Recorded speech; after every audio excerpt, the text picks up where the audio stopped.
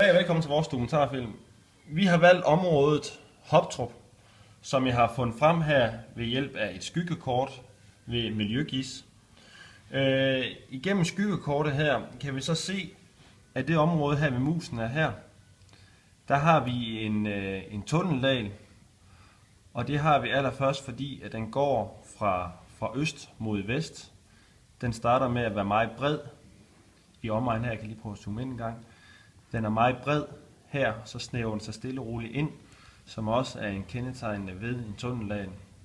Den fortsætter så ud her, altså mod vest, og ender så herhenne i det område her. Det vi så også kan se ude for enden af den, der man blev stoppet, det er en randmoræne. Randmorænen, den kan vi se ved, at den er meget mere markeret med mørk.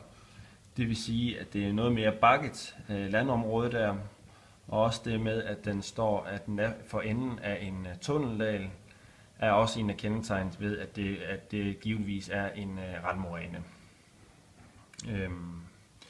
Ved tunneldalen, hvis vi lige gør den færdig, der kan vi også se, at den har nogle erosionsdale, og det kan du blandt andet se ved den, der går her. Den går nemlig ikke fra øst mod vest, men derimod fra syd mod nord, og den er jo noget, den er ikke nær så bred i det, og den kører så her nemlig fra syd mod nord opad her. Så har vi så et stort område her med ganske almindeligt bakket eller morænelandskab. Det kan kendetegnes ved, at det er så meget grumsigt i det, og det er egentlig i det her område heroppe og nedad her. Det område her også. Herover, hvis kører vi så lidt længere hen hermod, der kan vi så se, at her er det så et meget mere, det er et hedelandskab, for der er ikke rigtig nogen markering af noget som helst. Det er meget bart, så meget fladt område. Ja, og det har jeg så prøvet at tegne ud ved hjælp af et kort, her vi har fundet over Hoptrup. Og der har vi så allerførst lavet nogle betegnelser for, hvad der er hvad. Altså M, det er morænelandskab. Det har vi så prøvet at tegne ind her.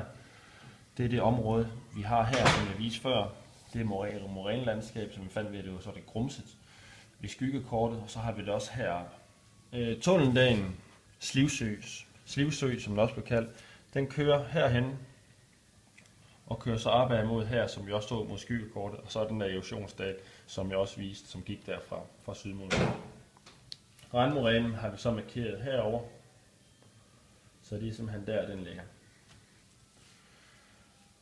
Ja, og det vi ellers skal sige ud ved tunneldalen, det er, at vi har været inde og undersøge inde på internettet, at den kommer også i flere forskellige lag højdegrader. Så det er også derfor, at vi har fundet frem til, at det er en tunneldal, fordi den kommer meget i forskellige niveauer. Ja,